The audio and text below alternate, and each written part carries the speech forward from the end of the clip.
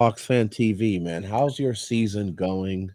And tell me why I am wrong for never wanting to see Trey Young in a purple and gold jersey. Oh man. Um, well, let's just say you guys would be very lucky and blessed if Trey Young ever went to the Lakers team. He's an All NBA caliber player, probably the best point guard in terms of scoring and playmaking. But that's neither here nor there, right? We wouldn't Hmm. be seeing any sort of Trey Young trade or deal happening probably for another couple of years, if it ever happens. But yeah, man, we our season right now has been pretty trash. It's been trash. We're under 500 by like 5 or 6 games at the moment. Injuries have kind of killed us with Jalen Johnson being injured for like a month. DeAndre Hunter hasn't played in a hot minute, which is forcing us to start Sadiq Bey at the three. And Sadiq Bey is like the worst starting small forward, I think, currently in the NBA for the past 2 months. He's terrible. He's terrible. Terrible defender. Can't shoot threes right now. He's in a massive shooting slump, shooting like 23% since the new year started from open catch and shoot threes. So yeah, if you're a Hawks fan right now, we're kind of in the mud at the moment. But hey, it's all good. We'll see what happens at the trade deadline. And yeah, I know Lakers fans are potentially maybe hoping for a DeJounte Murray trade. I know there was definitely some conversations going on with the Lakers for a possible trade. So yeah, more than happy to dive into it. Well, we got our trade master here, Mr. Tony Vega. Tony, the floor is yours, sir. Yeah, sir. I'm getting my setup there. So give me 1 second All now. right, all right. Go ahead. Tony's getting set up. All right, so this all right. Before you guys talk trades, this is my issue with Trey Young is that yes, he's an elite scorer, no doubt about it. Playmaker, no doubt about it. But when I just think that he inefficient with his shot, so he's a high volume shooter, and the turnovers, but it's turnovers, inefficient in shooting, and and defense, and then also I believe, and now this is where I hope you would correct me if I'm wrong. I think he's also a coach killer because of the shit that went down with Nate McMillan. Where am I wrong? Oh man, you're super wrong. First and foremost, man, shout out to the Okay. Lakers. I'm a Kobe Bryant is my favorite like athlete of all time. If you can't see, I got the Mamba Mentality book right behind me. So no malice towards the Lakers. I know Lakers fans and that fan base gets a lot of hate, but Kobe was one of the goats, legends. So Yeah, and you, hey this man, you held it down for the Hawks in our future documentary. So we appreciate you, man. We definitely know how much you love Mamba. Yeah, for sure, for sure. So everything that I'm saying is coming from a place of love, right? I have nothing against the Lakers. Um, Trey Young, I'll address the whole coach killer narrative, right? The coach killer narrative is false, right? Number one, his first coach, it was a first time head coach in Lloyd Pierce, who since being fired from the Hawks hasn't even been considered for another head coaching job. Statistically, record wise, Lloyd Pierce was probably the worst NBA head coach of all time, right? Barely won any games, and his ego was just too high for a first year head coach. And Trey was one of many Hawks players that didn't like Lloyd Pierce at all, right? So if Trey Young is going to get the moniker of Coach Killer, then all 14 other players on the team that year and those years should probably get the Coach Killer narrative as well. The second coach, Nate McMillan. Again, Nate McMillan, nothing special. He's never made it past the first round ever in his head coaching career until he joined the Hawks and we joined the ECF in 2021. Nate McMillan also very old-fashioned, old-school type of head coach, and wasn't really adapting to the modern game. And again, aside from Trey Young, a lot of other players did not favor Nate McMillan's coaching style either. And those have been on record, right? I've spoken to other personnel within the organization, other players that have gone on record that said they weren't really a fan of Nate McMillan. So again, those two head coaches just really bad luck of the draw, and it is what it is. They got fired. Third coach, Quinn Snyder. Quinn has nothing but praise for Trey Young. Trey Young has also gone on record. His dad has also gone on record saying that Quinn Snyder is Trae Young's like favorite coach since joining the league, but also one of his favorite coaches like of all time in his basketball career. So, yeah, and Quinn Snyder loves Trae Young too. So, unless we hear another story that Quinn and Trae are maybe feuding and Trae doesn't like Quinn and Quinn is having trouble with Trae, then maybe we can start the conversation of is Trae Young a coach killer? But yeah, I think it's unfair blaming all the firings of past coaches on Trae when every other player didn't like any of those two coaches either. His turnovers, I get it. The turnovers are high. They can be high some nights, and that's because he's an incredible passer and he has the ball in his hands for a lot of the game, right? He's a very ball dominant player. He's going to go for the crazy lofty passes that, majority of the NBA players wouldn't even have the creativity of trying to do or even attempting in an in-game scenario. So that is somewhat of a fault to him, right? Because I think some of the turnovers can be limited for sure and minimized just because he does attempt quite a few like half-court alley-oops and, alley-oops from, 35 feet out. And a lot of the times they work. A lot of the times they get broken up. And also Clint Capella just clogging up the paint causes a lot of congestion and a lot of traffic, who in my opinion, Clint Capella is probably right now, currently, is probably like a bottom 2 or 3 starting center in the NBA, right? Can't do anything. His defense has taken a significant step back. He's regressed mightily for the past 2 years. And when you have a big man that can't space the floor, that can't dribble, that can't do anything except for stand, right there in the painted area, it just causes more traffic. And so, yeah, a lot of passes because of some of the personnel on the court does get broken up. But even with his turnovers, considering he's averaging over 10 assists a game, he does have like a 2 or 3 to 1 turnover assist to turnover ratio. So for every turnover he's going to get you, he's also going to add in 2 or 3 more assists on top of that. So it kind of negates the turnovers. Inefficient shot chucker is another narrative that you mentioned. And yeah, there are some times where he doesn't have the most efficient nights. But on top of that, he's in a bit of a shooting slump right now. For a good chunk of the season, he was shooting close to 39% from three on super high volume, over 9 attempts a game. Bit of a shooting slump right now due to a shoulder injury. But yeah, man, I mean, that's Trae Young with all the offensive attention he gives you, all the playmaking, the assists, and all the easy dunks and layups that he creates for his teammates. I think you can't take that lightly. Because he is probably a top 3 playmaker in the NBA. That's not a hot take.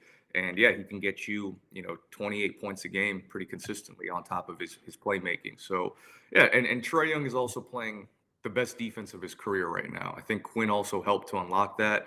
He's trying incredibly hard, and obviously he's limited with his 6'1" frame, but he's not even, when you look at the stats and the advanced metrics, there's a bunch of other players like Austin Reeves, who is statistically significantly worse perimeter defender than Trae Young, just to name a few other players. We're well aware. Yeah, so we are well aware. I do. Okay, so I got a question for you, and we got a question in the chat because you brought up his 6'1" frame. Now, Becky Hammond, about a month or so ago, she came out with she said a statement that a person Jalen Brunson's size can't be a 1A player. Can Trae Young be a 1A player with all of the skills that he has? Can he be a 1A player? Do you see him as a 1A player for a championship squad? 1A player is tough, right? Because I think there are only like maybe 5 players in the entire world that could truly be hands down the best player on a championship winning team, right? Like, for example, I don't think Joel Embiid can be a 1A type of player, and he's shown that in the playoffs year in and year out. But he's 7 feet, and he has a great regular season.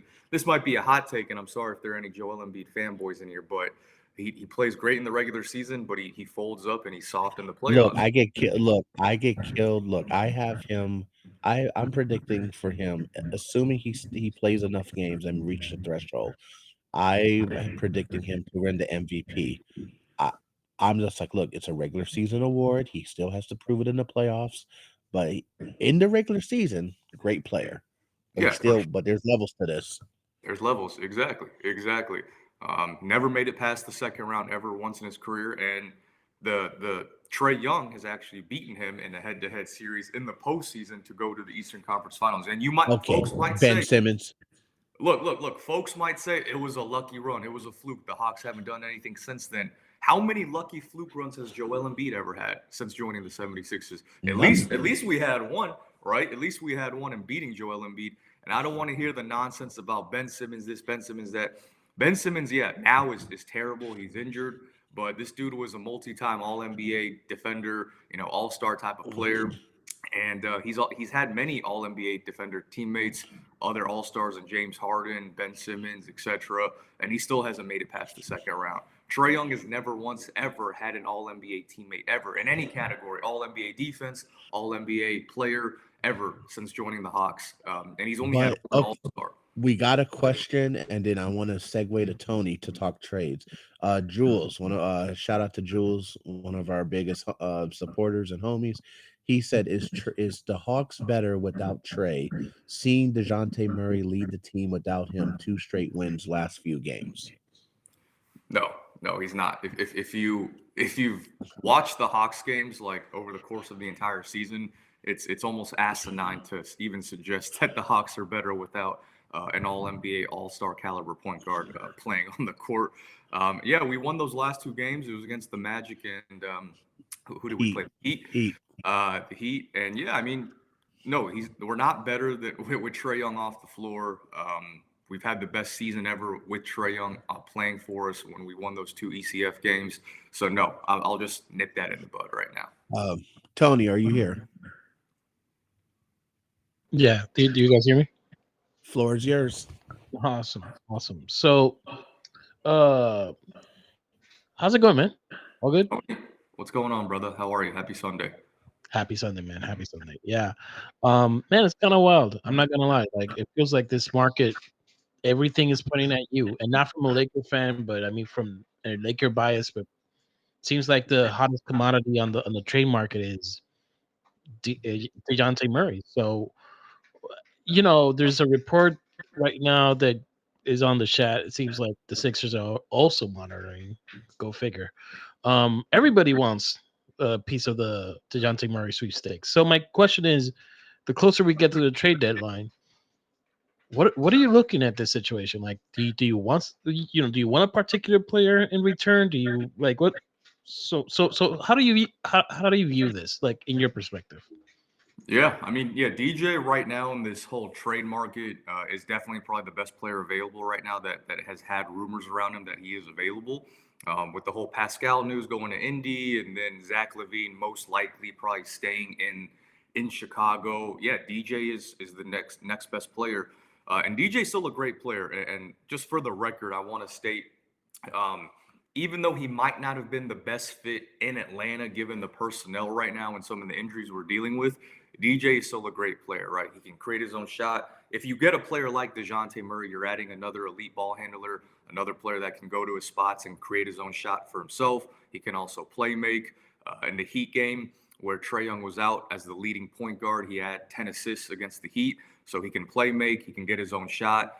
And yeah, the defense has certainly taken a step back, right? Like when he was an All-NBA defender in San Antonio, a lot of Hawks fans were hopeful, myself included, that was the type of player we would be getting next to Trae Young. And that was like the big thing, right? We need another 2 guard to be our main POA defender, guarding opposing teams' best point guards or shooting guards. And he's regressed from joining the Hawks, from what I've seen, mightily. And that's really what's been killing us, right? Like DJ's primary role outside of the offense is he needs to be kind of that lockdown perimeter defender on opposing 1 and 2s. And he just hasn't been that for us this season, which is why DJ's even up for consideration. Now, from what I've heard across other league sources, a lot of GMs and a lot of front offices view DeJounte still as a really good, serviceable perimeter defender, and they're blaming the Hawks personnel as to why DJ is getting a lot more blame than he should, which is fair to some point. Because yeah, when you look at our front court 3 through 5, Sadiq Bey can't guard a traffic cone. He's actually a way worse defender than Trae Young. Clint Capella's regressed mightily, and Jalen Johnson, who is the only bright spot in our front court, can't do everything, right? So And then, of course, you couple that with like a limited Trae Young who can try as best as he can, but he's never going to be a shutdown perimeter defender on opposing guards as well. So that's why DJ's trade value, I think, has gone up. You've seen the 2-game winners. You've seen what he's done lately. And a lot of teams want that, right? Another ball handler, another shot creator, etc.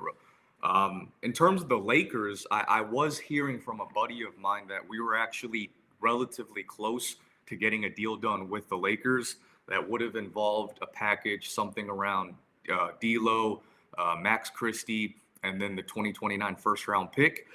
And I don't think the Hawks wanted that. I don't think they thought that was enough value for DeJounte Murray. And then the Brooklyn Nets kind of came in and also were offering a potential package. So that's why things kind of stalled.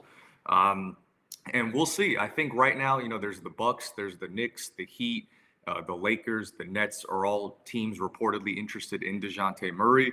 I think from my perspective, if I had to choose out of those 5 teams, the Knicks probably have the best package available, just given their assets. They have a lot of first-round picks they can give. They can give up Quentin Grimes, who is still a promising young player that just can't find his way in New York at the moment. But something like a Quentin Grimes, Evan Fournier, who's on an expiring contract, and then 2 to 3 first-round picks would probably be the best package that the Hawks could get. Gotcha. And that's, when it comes to first round picks, I think it's going to be kind of anybody except probably the Nets. But even then, so you view more like a Grimes to fit around, because at the end, what who do you need next to Trae? Like if you let's say you had a choice, which is the player that you need to pair Trae with to be successful? In a perfect world, probably someone like Lonzo Ball, right? If he was healthy, like a prime Lonzo Ball, who's a really good perimeter defender, can space the floor, also play make, and also handle some of the secondary playmaking. Obviously, Lonzo Ball, I don't even know if he's ever going to play in the NBA again. But yeah, when you look at the available trade packages, probably Quentin Grimes, right? Quentin Grimes, who's a really good perimeter defender. He's a very high-level three-point shooter. That he could get a lot of open looks playing next to Trae. And that's probably the ideal archetype that we need next to Trae, right? A willing and a person who's able to hit on open catch and shoot 3-point attempts, as well as being kind of like that lockdown perimeter defender guarding opposing guards. And that's what Quentin Grimes can do, right? So Quentin Grimes probably in this scenario would be the best type of return that we could get, and the ideal pairing for Trae Young, because ultimately we need better perimeter defense right now, and Quentin Grimes would provide just that. In a vacuum, obviously DeJounte Murray is a way better player than Quentin Grimes, in my opinion. But when you're looking at the personnel and just kind of what you need for this team, Quentin Grimes. Yeah, that makes sense. That does make sense. My question is now from the Lakers perspective. The reports was from our side, and I don't know how true it was. Like they were asking for Austin Reeves.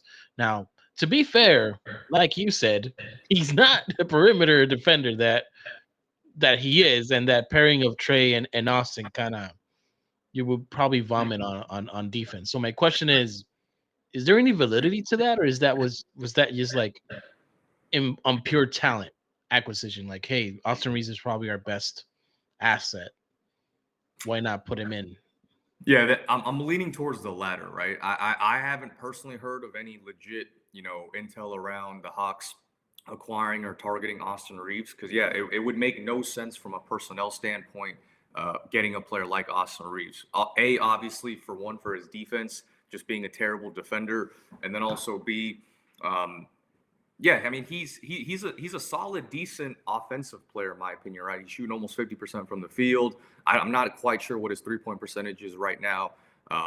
But yeah, I think he adds another kind of on-ball creator that could help with this team, but it's not good enough to the point where we can sacrifice and overlook the defensive side.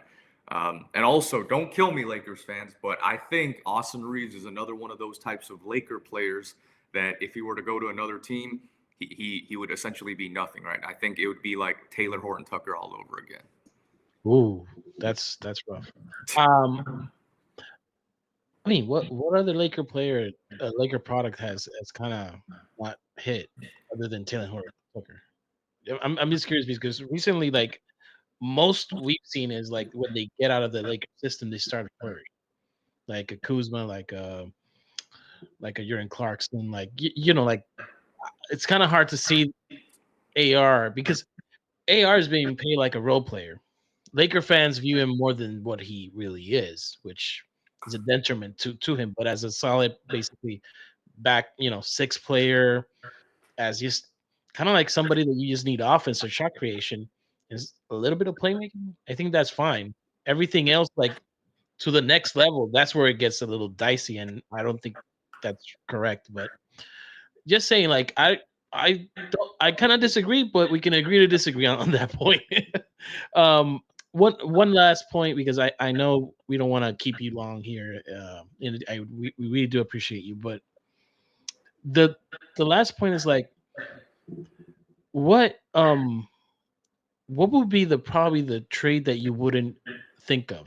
Because like the Milwaukee one, I'm looking at it, and everything Milwaukee has, I would be laughing if that happens because it's like you're not a Pat Connaughton away to making this work. You're not like Bobby Portis kind of works out right, but I'm just trying to figure out like what would be a trade that you look at and it's like this is out of left field. Like this is like I this would be probably the worst trade we do. Is it the Lakers or is it something else? Yeah, man, I don't know. That's a tough question. I think there's so many variables and so many options that could happen. And also, one thing that we have to take into account is Landry Fields is our general manager right now. He's a pretty green GM. He's probably one of the newest GMs with his tenure in the league at the moment. And because he's so new, I don't think he wants to start off his general managing career getting the label as like, someone who can easily get fleeced just because of the position that we're in. So I think, and he's a smart guy. So, he went to a damn near an Ivy League school. So I don't think he wants to put himself or the Hawks in a position where it looks like, from a media standpoint, that we got fleeced. Which is why I could also see a very realistic scenario where DJ never even gets traded, right? Like we just hold on to him and maybe we revisit this in the offseason if we don't like the package that we're getting. I could see a multi-team trade. I think the Lakers are still a possibility because if we were they were going to include D'Angelo Russell and a few other players in that pick, then it could be a three-teamer where D'Lo goes to another team because the Hawks don't want him. We get a few other players back in return. Lakers possibly get someone like DeJounte Murray. I don't know. That's a possibility. But we'll see. I think ultimately we're not going to see a trade until we get like a week of the deadline, right? And it might be even the day of the deadline when we actually see any real movement as teams get a little bit more desperate. Obviously, from what I've heard, teams aren't meeting the asking price from an Atlanta side right now, which is why I think if we wait, DJ still remains as the best player available in the trade market. Teams are going to overpay for him. And that I think the most realistic scenario is someone like the Knicks, just because they have the most assets. And I think if they continue their winning streak or whatever they're on right now, and they really start to believe, hey, look, we're a player away. We paired Jalen Brunson with DeJounte Murray and Julius Randle, et cetera. I think the Knicks have a very viable chance of getting him because they have those multitude of first-round picks and a couple of young players. So yeah, we'll see. I think the biggest thing here, guys, is the Hawks have made it vocal that we're trying to get rid of Clint Capella. So I think that's the biggest holdup is they want whatever team that takes DJ, you're going to have to sacrifice and take on Clint Capella's contract because that's who we're trying to get off at the moment. And DJ is the best asset that we have, maybe even potentially like a Bogdanovich. But that, you got to give a little to get a little. And right now the Hawks are, I think, sticking true to themselves and saying, if you want our DeJounte Murray, you're going to need to get Clint Capella in return and part of that. And I think that's the biggest holdup. Or it's someone like DeAndre Hunter. I mean, that's a total of like 56 million. Like if you add like the three Bogey, Capella, and DeJounte, and at that point you're just trying to get rid of cap. You're just trying to liberate the cap, trying to get some flexibility there. and some picks involved, like that would be interesting. And just last question. How bad is Capella as a bench player? Oh, I Because think that's something. Yeah, just how bad is he? Just inform us. no, as a bench player, I think he'd be fine, right? I think as a bench player, he would be perfectly like one of the better backup bigs in this league, right? He can still get you some very important rebounds. He can still rim protect at a somewhat level. Obviously, not as good as 2 years ago, but he can still get you a block or two off the bench, protect the paint, while also getting probably like 6, 7 rebounds a night off the bench for you as well. So, and that's what I've heard, right? I had Jake Fisher of Yahoo Sports on one of my shows last week, and he mentioned that most teams view Clint as like a backup piece at this point of his time of his career. So I think as a backup player, he'd be great. But yeah, right now we're forcing to start him, and he's just not a good starter, right? Like after the first 15 minutes of him on the court, he just looks winded, he looks tired, which is why he's not a good starting center in the league anymore for us. So if I package a D'Lo, Rui, to make the math work, probably a JHS or something like that, or Hayes, is that enough to entice you, or is Rui not a good fit with Jalen Johnson? I don't know. I haven't watched Rui play that much this season. Like, how's his defense? Is he a good defender? Well, he's not. He's not a good defender. He Say offensively that he's we're in the great. negotiation. We're in negotiation. It's not that he's not a good defender. It's just he doesn't prioritize. He prioritizes family over defense. So it's yeah. Okay. That's it. Yeah, that's all it is. Yeah, again, like I don't like the Lakers just don't have really many assets or players that would be like your most valuable asset is like the 2029 first round draft pick, right? Like once LeBron retires and AD's gone, Yeah, like we have that and two. I think two swaps. That's about it. That's as far as we can go. exactly. Two. Like the only really realistic, like for me, the only player that would make sense would be like Anthony Davis, right? Like I think Anthony Davis with like someone for DeJounte Murray, Clint Capella, and like maybe a first round pick of ours or something. But again, that doesn't make sense because Lakers would never do that. And the whole point is to pair LeBron and AD with a player like DeJounte. So yeah, like outside of that, your players just stink kind of, right? So I don't think a Lakers deal is going to happen unless it is a multi-team trade where we get some assets back from a third team. D'Lo goes to a third team, and then then the Lakers somehow net DeJounte. But yeah, a 1-for-1 trade with the Lakers and Hawks I think is almost impossible. Like I'd almost willing to bet my life that we don't trade with you guys in that scenario. Hey, well, this is recorded, so we'll come back to it if anything. But now, I do appreciate it, man. I think you've answered all of our questions. Zen, do you have Hey, no, questions? no. I guess just breaking news. Trey Young is in the concussion protocol. What are your next? What's your next 2 games up? Just in case he misses them.